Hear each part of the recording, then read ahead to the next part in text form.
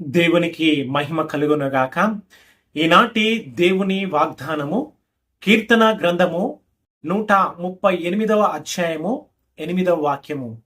యెహోవా నా పక్షమున కార్యము సఫలము చేయును.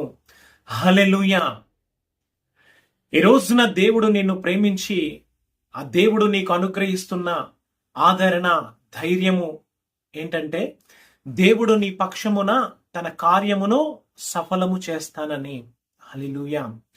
నీ జీవితంలో నీకున్న ఆలోచనను, నీవు చేస్తున్న నీ యొక్క ప్రతి పనిని, నీవు తలపెట్టుతున్న ప్రతి కార్యాన్ని దేవుడు తానే నీ పక్షమై నిలిచి కార్యము సఫలము చేస్తానని వాగ్దానం చేస్తూ ఉన్నాడు.